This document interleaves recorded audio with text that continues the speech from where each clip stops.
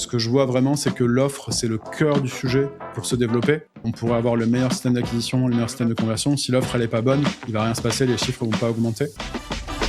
Skill Me Up. Bienvenue sur Skill Me Up, le podcast qui développe tes compétences et celles de tes équipes. Chaque semaine, avec mes invités, on décode les éléments clés d'une stratégie de formation pertinente et petit à petit, on t'aide à construire la tienne. Je suis Delphine Moncorgé et je t'invite à me suivre dans ce nouvel épisode. Bonne écoute!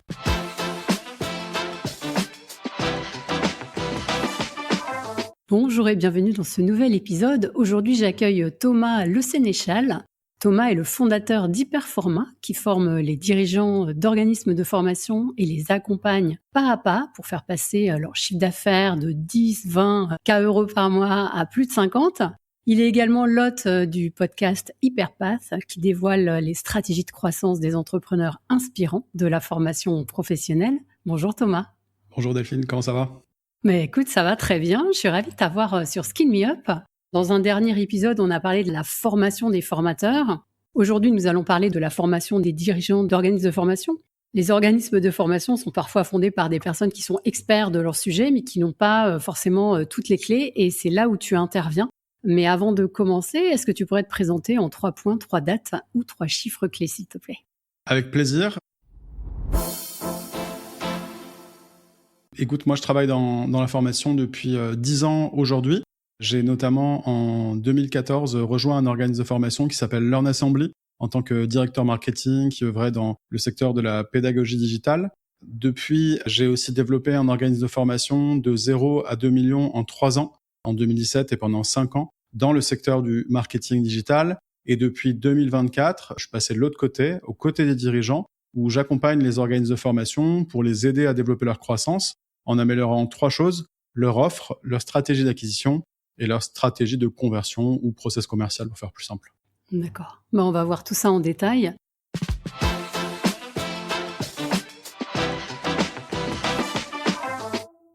Quand tu accompagnes les dirigeants d'OF, dans quel état d'esprit ils arrivent au départ, enfin quand ils font appel à toi? Est-ce que c'est des experts passionnés, comme je décrivais plus tôt, qui sont à fond dans la pédagogie mais qui connaissent rien à la gestion d'une entreprise? Est-ce qu'au contraire, c'est des entrepreneurs un peu sous pression mais qui ont du mal à gérer?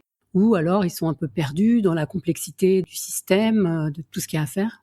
Alors souvent, ce sont des passionnés de la thématique dans laquelle ils forment. Je pense par exemple, tu vois, une de mes clientes qui est sur la thématique du massage équin, qui est très spécifique. J'ai 2 clients dans plusieurs thématiques vraiment très différentes. En revanche, à la base, évidemment, ce ne sont pas des entrepreneurs. D'ailleurs, ils commencent souvent en étant formateurs, parfois en faisant de la sous-traitance, et ensuite ils se disent, moi j'ai envie de passer en direct, j'ai envie de développer mon propre organisme de formation, et du coup, ils doivent apprendre l'administratif dans la formation, ils doivent apprendre comment faire du marketing, comment faire du commercial, et c'est vrai que c'est un nouveau métier. Mais souvent, ce sont vraiment des passionnés. Et après, il y a aussi d'autres profils qui parfois viennent dans la formation par opportunité en pensant que c'est l'Eldorado. Parfois, c'est un peu plus complexe qu'ils ne le pensent parce qu'évidemment, il y a un contexte réglementaire, il y a plein de spécificités qui font que c'est un secteur qui est passionnant, mais qui peut prendre un petit peu de temps pour se familiariser avec. Penser qu'on va pouvoir ponctionner tous les budgets mutualisés au public, c'est un peu une erreur. En parlant d'erreur, quelle est l'erreur la plus fréquente quand on crée un organisme de formation à partir d'une expertise métier, justement, et peut-être celle que tu observes, toi, dans ceux dont la croissance stagne? Est-ce qu'il y a une erreur particulière et la plus fréquente? Alors, celle que je vois fréquemment, c'est le fait de vouloir se lancer sur soit trop de thématiques de formation en même temps, soit trop de parcours en même temps. On a des gens qui se lancent en se disant moi, je vais être un généraliste de la formation. Et je vais former sur plusieurs thématiques, je vais former sur le management, mais je peux aussi former sur d'autres thématiques, par exemple la communication non violente. Et puis, si je fais de la communication non violente, pourquoi pas faire de la communication ? Moi, ce que j'observe, en fait, c'est que le problème avec les généralistes trop tôt, qui d'ailleurs s'inspirent souvent des gros organismes de formation en disant « mais regarde, eux, ils sont sur plein de thématiques en même temps », c'est qu'ils vont un petit peu diviser leurs efforts sur plusieurs thématiques. Ils vont devoir diviser leur budget marketing. Imaginons que j'ai 10 000 euros par an pour faire du marketing.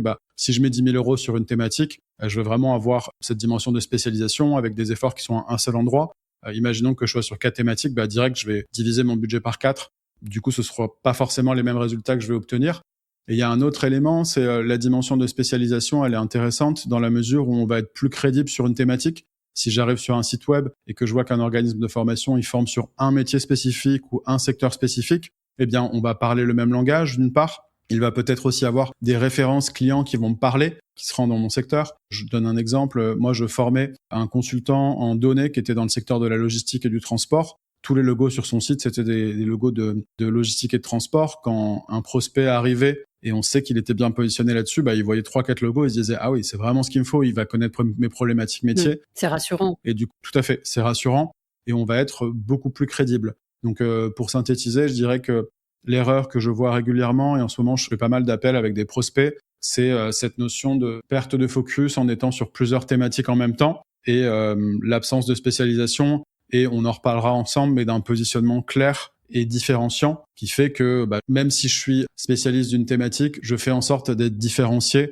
En France, il y a plus de 150 000 organismes de formation. Il faut bien comprendre comment est-ce qu'on peut émerger face au gros du marché qui seront toujours sur les premières pages sur Google, pour faire simple, parce qu'ils ont plus de budget publicitaire, etc., etc. Ouais. Et justement, moi, quand j'interviens auprès des OF, alors j'interviens auprès des entreprises, mais aussi des OF, mais quand j'interviens auprès des OF, j'ai souvent une mission qui est de rationaliser l'offre. C'est-à-dire, on a un catalogue, comme tu l'évoquais, on fait ça, puis ça, puis ça, et crescendo, on arrive à tout couvrir, ou presque. En tout cas, ils sont contents d'avoir, 1000 formations à leur catalogue. C'est génial, on en a plein. Tu veux quoi? Je l'ai, bien sûr. Mais du coup, toi aussi, j'imagine que tu accompagnes des organismes qui se pensent très experts, mais dont l'offre est devenue un peu illisible, à la fois pour les clients, mais même aussi parfois pour leurs commerciaux. Comment tu les aides justement à passer d'une offre comme ça riche à plutôt quelque chose de structuré, de rationalisé, de clair, de lisible par tous, en interne et en externe? Et d'ailleurs, j'ai une première question, même une sous-question, c'est à partir de combien de formations on commence à perdre en lisibilité, justement? Est-ce que tu as vu t'as des stats là-dessus ou pas du tout? Ouais, tout à fait. Le premier élément, c'est, je suis d'accord avec toi, quand on arrive sur certains organismes de formation, ils vont un peu se targuer d'avoir plein de formations, et il y a une sorte de fierté, c'est moi je suis capable de former sur de nombreuses thématiques, je peux y aller sur tout, sauf que la réalité, c'est qu'ils ont souvent un peu un catalogue formation qui est mort-vivant. En fait, il y a 90% de leurs formations sur lesquelles ils forment jamais, et 10% des formations qui vont peut-être faire 80% du chiffre d'affaires. Donc l'enjeu, ça va être dans un premier temps de comprendre en termes de levier business. Aujourd'hui, le pourcentage du chiffre d'affaires qui est généré par le top 3 des formations, c'est quoi? C'est ce qu'on va regarder en priorité. C'est ce qui a déjà été vendu, parce que c'est pas parce qu'on affiche des formations sur son site qu'on les vend forcément. Et le juge de paix, ça va être vraiment la vente. C'est de se dire, qu'est-ce qui génère aujourd'hui du chiffre d'affaires? Donc ça, c'est le premier élément sur lequel on va se concentrer. Et à partir du moment où on sait ce qui génère du chiffre d'affaires, on va essayer d'avoir un catalogue qui est cohérent, de se positionner sur tout d'abord une thématique et bien se positionner sur un intitulé de formation. Et pour cet intitulé de formation, on va essayer d'avoir une promesse qui est pertinente, une très bonne compréhension de ce qu'on appelle persona ou avatar client. Donc on sait très bien ce persona, quels sont ses problèmes, quelles sont les fausses solutions qu'il a essayé de mettre en place pour résoudre ses problèmes, quels sont les obstacles qu'il a rencontrés, et finalement aussi quel est son désir. Et en fait, plus je vais parler avec des gens qui sont dans une même thématique, plus je vais développer une expertise finalement. Si je ne travaille qu'avec des gens qui veulent se former en prise de parole, en fait, 80% du temps, je vais retrouver peut-être 3 grands problèmes auxquels ils sont confrontés. Ils sont pas assez éloquents dans le milieu professionnel, ils ont les mains moites quand ils doivent prendre la parole, et même dans leur sphère personnelle, ça va les impacter, ils sont pas à l'aise pour prendre la parole. Donc l'enjeu, c'est une fois que j'ai très bien compris qui c'est ce persona, je vais pouvoir positionner une promesse qui est pertinente. J'accompagne un organisme de formation qui est dans le secteur de la prise de parole, et on a repositionné son offre autour de la rhétorique. C'est un organisme de formation qui s'appelle Panache. Et l'idée, c'était vraiment aussi d'émerger et d'être différenciant sur ce sujet. Une fois qu'on a une promesse qui est pertinente, on va aussi avoir les bénéfices sur lesquels on va travailler. C'est quoi les bénéfices de cette formation? Donc concrètement, si je suis ce parcours de formation, à la fin, qu'est-ce que je vais avoir retenu? Et plus précisément, les gens, ils n'achètent pas une formation, ils achètent une transformation. Concrètement, si je vais suivre un parcours qui dure 2 jours ou plusieurs semaines, quelle va être ma situation initiale et quelle va être ma situation future? Est-ce que les gens, ils achètent, c'est la situation future? Ils n'achètent pas 14 heures de formation. Exactement, ouais. L'impact que ça va avoir sur leur vie, le changement dans leur pratique ou une nouvelle pratique. Tout à fait. Une fois qu'on a une promesse qui est bien positionnée, qu'on a aussi ses bénéfices, on va tenter d'extraire des preuves du fonctionnement de cette promesse et de ses bénéfices. Donc ça va être des références clients, des logos qu'on va pouvoir mettre en avant. Ça va être des témoignages d'apprenants. Ce qui fonctionne bien, c'est aussi des témoignages vidéo où on va leur poser la question, c'était quoi ta situation initiale? Pourquoi est-ce que tu es venu nous chercher? Quels étaient les enjeux auxquels tu étais confronté? quelles sont les choses qu'on a pu mettre ensemble avec la formation, et derrière, quels sont les résultats que tu as pu obtenir. Et en fait, à partir du moment où on est capable de prouver que ce parcours de formation, cette transformation, elle fonctionne pour 1, 2, 3, 5, 10, 15, 20, 100 personnes, on va lever petit à petit des barrières qui sont les barrières du scepticisme, parce qu'on est sur un marché qui est de plus en plus sophistiqué dans la formation et où certains se sont brûlés les ailes avec des parcours de formation qui n'étaient pas adaptés ou qui avaient été survendus, ou des vendeurs de rêves. Il y en a aussi qui, par défaut, vendaient des promesses qui étaient très fortes, qui sont un peu issues du marché américain. Ouais, c'est ça. En 30 jours, on va faire 100 000 euros. En fait, c'est 1% du marché avec qui on réussit ça. Et souvent, on propose des garanties délirantes, mais elles sont impossibles à appliquer, ces garanties, parce qu'il y a 36 clauses de contrat et personne n'est jamais remboursé. Oui, ça c'est sûr qu'il y en a beaucoup qui se sont brûlés les ailes comme ça, donc c'est mieux d'être accompagné, je pense, pour y aller pas à pas, notamment quand on n'a pas au départ de formation, de gestion d'entreprise et qu'on est juste un expert d'une thématique ou plusieurs thématiques de formation. Mais avant de commencer, il y a toute cette partie administrative qui peut être aussi pénible, on va dire. C'est quand même une contrainte, un passage obligé. Quand on pense à piloter un organisme de formation, c'est pas ça qui nous vient en tête la première fois. Comment tu les aides, toi, à pas voir l'administratif justement comme une contrainte, un passage obligé, mais plutôt comme un levier stratégique, quelque chose qu'il faut faire certes, mais qui est aussi une manière de piloter son organisme? L'idée, c'est que je pense, dans un premier temps, il faut passer à l'action et faire les choses. Il faut prendre de son temps pour faire l'administratif. Moi, dans l'organisme de formation que j'avais développé, jusqu'à la deuxième année où on a fait environ 700 000 euros, c'était moi qui faisais l'administratif. Donc je savais ce que c'était un devis, une convention de formation, je savais quels étaient les critères de prise en charge OPCO, et je connaissais en cas de contrôle ce qu'il fallait faire. Ça m'a permis de pouvoir former une personne qui ensuite a pris le relais sur la partie administrative. Donc je pense que dans un premier temps, il ne faut pas tout externaliser direct. Il faut avoir une maîtrise des enjeux administratifs, puisque c'est quand même un élément clé dans le secteur de la formation. Et lorsqu'on est dirigeant d'organisme de formation, il faut comprendre. Imaginons qu'on prenne quelqu'un qui est un peu junior et qu'en cas de contrôle, ça passe pas, ça peut nous coûter cher. Donc je pense que dans un premier temps, il faut vraiment maîtriser. Et ce que je recommande dans un second temps, c'est que c'est la première chose à externaliser. Quand on commence à faire, peut-être 15-20 000 euros par mois, on peut commencer à réfléchir à comment automatiser, d'une part avec les bons outils, des outils de type plateforme, je pense à Digiforma par exemple, qui peut aider à automatiser les conventions, les devis, etc. Et surtout d'être en conformité en cas de contrôle. Et évidemment, des contrôles, il y en a avec l'audit de surveillance Calliope ou avec les financeurs. En fait, dès qu'on touche à des financements, on se fait contrôler tôt ou tard. Les OPCO, c'est hyper régulier, les contrôles. C'est pas des contrôles très complexes, mais il faut être en conformité et pas faire n'importe quoi. Donc, premier élément, monter en compétence. Et je sais qu'il y a des organismes de formation qui forment aussi sur l'administratif. Dans un premier temps, on le fait. Et dans un second temps, on cherche à l'externaliser. C'est pas là où va être la valeur du dirigeant de passer 20 à 30% de son temps. Et honnêtement, ça peut vraiment être ça. 20 à 30% de son temps, ça fait un jour et demi par semaine. C'est beaucoup de temps. À terme, on a zéro valeur ajoutée là-dessus. La seule valeur ajoutée qu'on a, c'est la compréhension des enjeux, la capacité à piloter et à former et à répondre aux questions s'il y en a. Mais derrière, toute l'exécution, elle doit pas être faite par le dirigeant, je pense. Ouais, je suis d'accord avec toi. Mais c'est vrai qu'il faut comprendre pourquoi, et c'est quand même par là qu'il faut commencer, parce que c'est clé, en fait, Tout à fait. pour que la mécanique se mette en place. Alors, tu parlais justement d'augmentation de chiffre d'affaires et tu évoques souvent dans tes écrits ou sur LinkedIn un système d'acquisition prospection. Alors, qu'est-ce que ça veut dire concrètement, toi, dans la formation professionnelle, et à quelles conditions ça fonctionne avec les clients que tu accompagnes? Très bonne question. Alors souvent, lorsqu'on développe son organisme de formation, on va se baser sur des leviers qui sont, par exemple, son réseau, qui sont le bouche à oreille, qui sont les réseaux sociaux. Mais en fait, ces leviers, ils viennent avec leur lot de problèmes. Si on se base sur son réseau, en fait, en quelques mois, il est tout à fait possible qu'on ait épuisé un petit peu son réseau. Donc le risque, une fois qu'on a épuisé son réseau, on n'a plus de prospects qui rentrent et on n'a plus de capacité à vendre. Le second élément avec le bouche à oreille, c'est je ne décide pas de quand est-ce que le bouche à oreille va venir et je ne connais pas la volumétrie que va représenter le bouche à oreille. Je suis incapable de dire le mois prochain combien de ventes est-ce que je vais faire avec le bouche à oreille. Et troisième élément, c'est si j'utilise les réseaux sociaux, par exemple, le problème, et il est multiple, c'est pas mon audience, c'est l'audience des réseaux sociaux. Il y a des chances que les posts y marchent et que les posts marchent pas. Je te donne un exemple. Moi, j'ai récemment lancé mon podcast. J'ai presque 10 000 abonnés sur LinkedIn. Il y a une époque où je faisais beaucoup de vues sur mes posts. Là, je comprends pas comment l'algorithme a évolué, mais faire plus de 1 500 vues sur un post, c'est complexe. Et tu te dis, en fait, j'ai genre 10 000 contacts. Donc, il y a un moment, je pense que l'algorithme, il a évolué. Et le risque, c'est si on base son activité sur un réseau qui soit peut-être Instagram, Facebook ou LinkedIn, le risque, c'est vraiment qu'on va peut-être demain plus avoir de business s'il y a des modifications d'algorithme, par exemple. Et si on fait de la prospection, et je connais bien le sujet parce que j'en ai beaucoup fait à la fois pour Grosse Tribe, l'organisme de formation que j'ai dirigé, et pour Hyperformat, quand on en fait, on a des contacts et on a des rendez-vous. Quand on le fait correctement, il faut évidemment itérer et trouver les bonnes mécaniques pour engager des conversations et générer des rendez-vous. Mais quand on arrête, plus rien. Donc en fait, le problème de tous ces leviers, c'est spécifiquement qu'il n'y a aucun effet de levier. Si je m'arrête, c'est très dépendant de mes efforts manuels, entre guillemets, et du coup, il ne se passe plus rien. Moi, ce que je recommande aux organismes de formation, c'est de mettre en place des campagnes avec de la publicité. Souvent, ils ont peur de la publicité. Ils pensent d'ailleurs souvent que ça marche pas pour eux.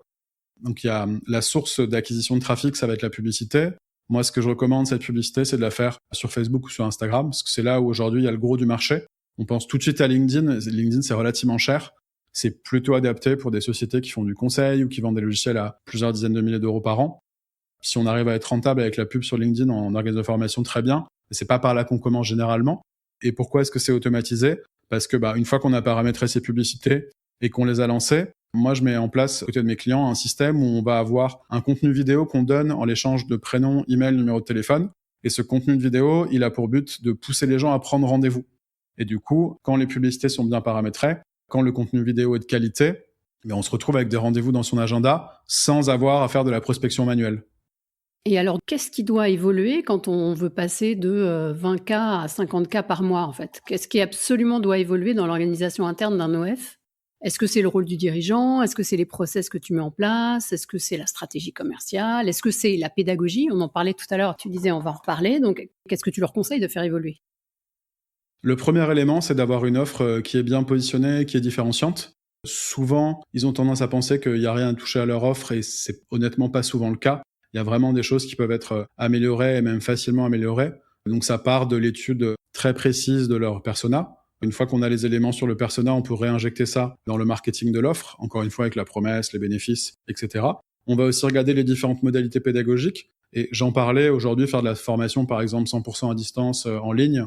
Les gens, ils dépensent pas plusieurs milliers d'euros pour ça et c'est pas transformationnel.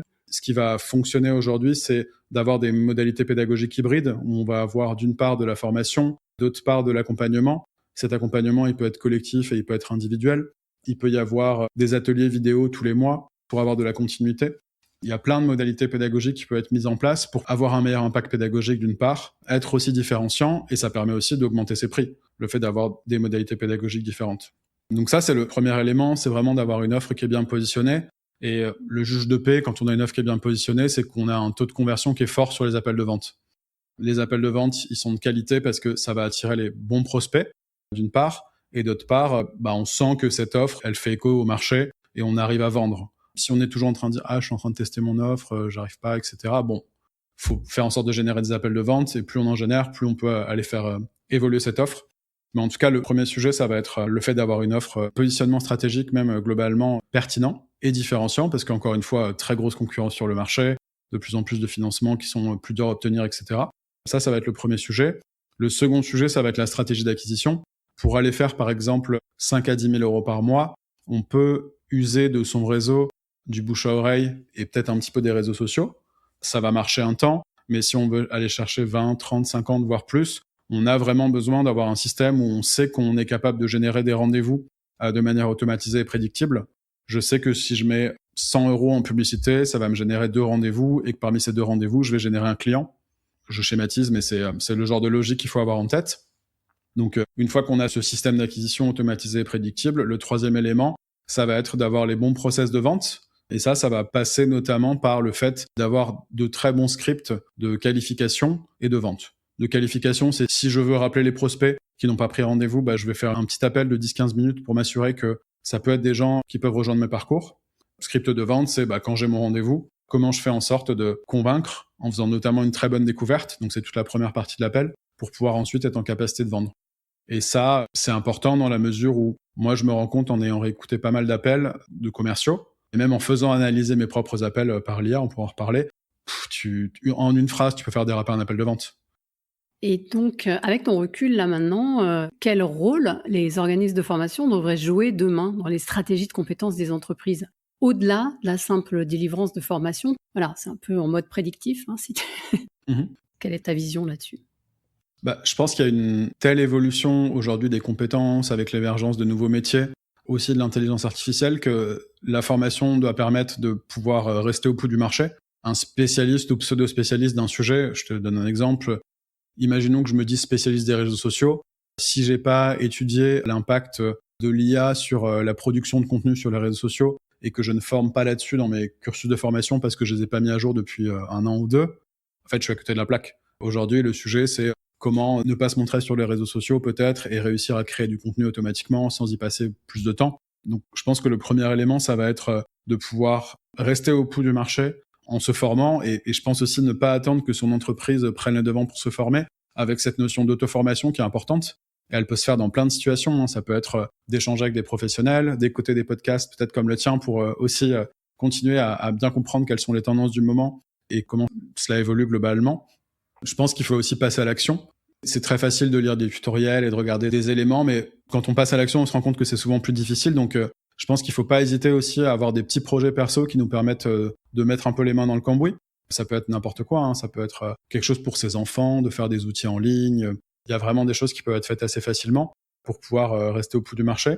Donc ça, c'est le premier sujet. Et je pense le second sujet, je pense que la formation, et c'est déjà le cas, mais ça va le devenir de plus en plus, ça va être un élément clé dans la rétention des talents, qui comprennent que les sociétés peuvent leur permettre, elles aussi, de rester compétitifs. Alors, elles ont un intérêt, évidemment, si mes salariés sont compétitifs, ils sont performants, et ma boîte est performante. Mais je pense que ça va aussi passer par de plus en plus de sociétés qui mettent à disposition des apprenants des budgets formation. Pour chaque apprenant, on va pas attendre d'avoir l'enveloppe de l'OPCO et dire cette année c'est toi qui es formé, cette année c'est toi. Ouais, c'est clair. D'ailleurs, il y a des obligations de formation du personnel, mais en tout cas, il y a de plus en plus de boîtes qui donnent 1500, 2000, 3000 euros de budget formation par an et qui vont aussi donner des budgets pour des séminaires, pour acheter des livres en illimité. Alors peut-être tu dois faire un compte rendu en interne quand tu es allé au séminaire, mais je pense que ça va être ultra important pour rester compétitif pour l'entreprise et pour avoir une bonne rétention des talents sur le long terme. Ouais, clairement.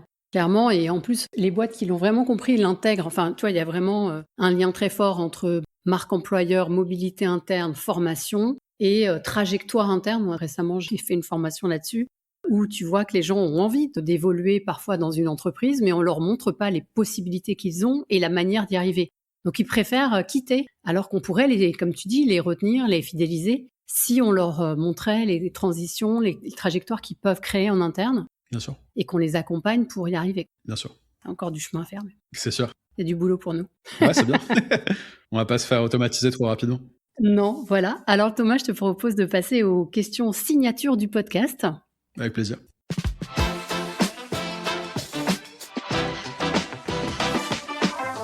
Alors, ma première question, c'est comment fais-tu ta veille ? Alors, j'ai 3 sources clés pour faire ma veille. La première source, c'est les newsletters spécialisés auxquels je m'abonne. Et ce qui est pas mal, c'est que une fois que tu es abonné, c'est l'information qui vient à toi. Il y en a une qui s'appelle Athème Hebdo, qui est une newsletter qui est faite par une consultante dans la formation, qui est super bien. Il y a une partie gratuite et si on veut aller plus loin, on peut s'abonner en payant. Ça, je l'ai utilisé pour Calliope aussi à l'époque pour pouvoir prouver que je faisais de la veille. Et en newsletter gratuite sur la partie légale et réglementaire, j'aime bien la newsletter de Rémi Rousseau qui s'appelle 23. Et ça, c'est des sujets sur lesquels je me forme et sur lesquels c'est bien d'avoir un condensé un petit peu de ce qui se fait. Donc ça, c'est le premier élément des newsletters que je trouve intéressantes. Après, il y a le suivi de comptes sur LinkedIn. Par exemple, le compte de Centre Info, qui va partager des actualités qui sont intéressantes et des réflexions des membres de leurs équipes qui ont des angles que je trouve intéressants. La troisième manière de faire de la veille, c'est avec Slack, qui est un réseau social d'entreprise. Et il y a le Slack qui s'appelle OF Connect, qui est le Slack de Digiformat. Et c'est une communauté d'experts de la formation, et c'est à la fois des clients de Digiformat et aussi des experts. Donc. Et c'est pas mal pour aller voir ce qui se fait, et c'est aussi bien pour pouvoir poser des questions et avoir des réponses d'experts. Et le fait qu'il y ait dans ce cas-là plusieurs milliers de personnes dedans, plus de 5000 de mémoire, ça permet aussi d'avoir des réponses de qualité, parce que c'est pas la science infuse, mais en tout cas, les échanges sont plutôt de qualité. Ouais. Ok, super. Quelle est la formation qui a eu le plus d'impact sur toi et pourquoi ?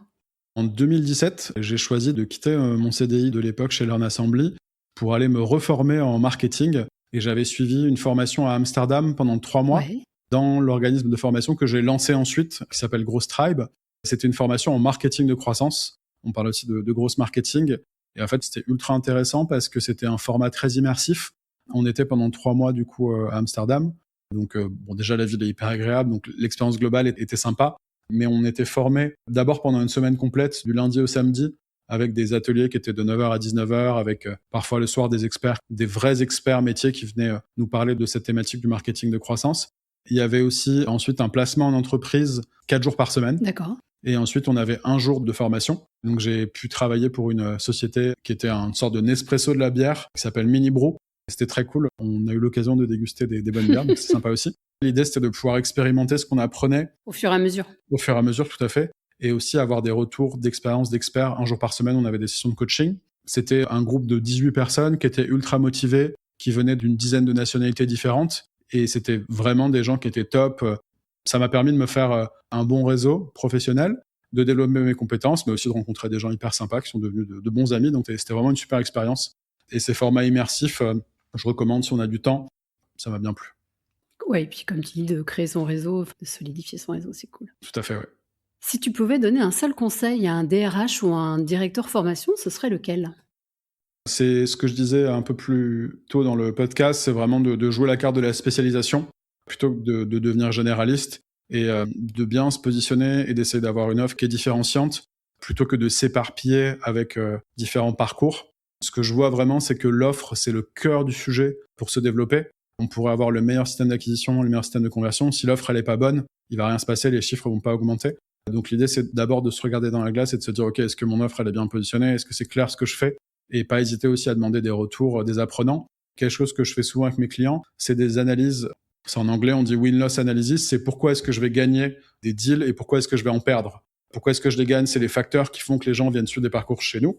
Et ça, quand on va le chercher dans la bouche du client, évidemment, c'est des choses qu'on peut facilement réinjecter sur son site parce que c'est des verbatims. Et pourquoi est-ce que je les perds? C'est identifier rapidement quels sont les irritants. Ça va être le budget, ça va être le temps, ça va être des choses qu'on va pouvoir aussi aller chercher. Et quand on mène ces analyses, on peut aussi améliorer son offre dans la durée. Mais en tout cas, offre. C'est le cœur du sujet. Ouais, bravo. C'est clair, on va s'en souvenir. Et quelle actu récente ou prochaine aimerais-tu partager avec nous, Thomas? Alors moi, j'ai lancé un podcast en décembre 2025 qui s'appelle Hyperpass. Et c'est un podcast qui dévoile les stratégies de croissance des entrepreneurs les plus inspirants de la formation professionnelle. Pour l'instant, j'ai sorti 5 épisodes. Il y a un épisode toutes les 2 semaines. Ça m'intéresse d'avoir le retour des auditeurs si certains sont intéressés par cette thématique. Et en tout cas, c'est un bel exercice et c'est un bon prétexte pour aller rencontrer des gens intéressants et sympas. En tout cas, pour ma part, c'est un format qui permet de communiquer tout en n'ayant pas trop de contraintes. Je suis énergisé quand je me dis « Ah, j'ai un podcast cet après-midi » et voilà. C'est clair, c'est génial. Et puis de découvrir sa façon de faire, de t'enrichir, de te former aussi, parce Bien que sûr. finalement, tu découvres, ça complète ton savoir-faire. Donc moi, j'adore aussi. Bon, on mettra les liens dans le descriptif de l'épisode, ça c'est sûr. Avec plaisir. On arrive à la fin déjà, Thomas.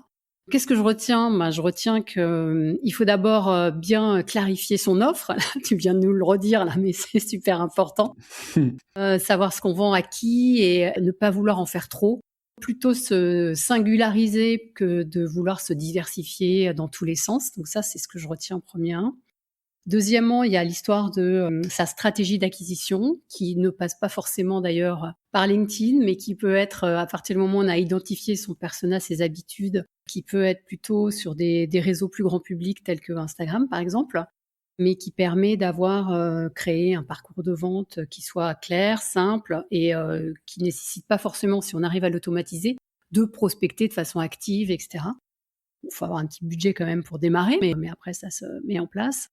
Et que la partie administrative, c'est un passage obligé certes, mais qu'il faut pouvoir assurer, et c'est le premier truc à mettre en place, mais c'est aussi peut-être la première chose à externaliser quand on arrive à un certain cap. Voilà, et merci aussi pour les pistes que tu as données sur l'IA qu'il faut bien sûr continuer à explorer, même si on forme sur la prise de parole en public, ce n'est pas incompatible, voilà. Ça va pas nous prendre notre business, en revanche, on peut gagner du temps avec ça.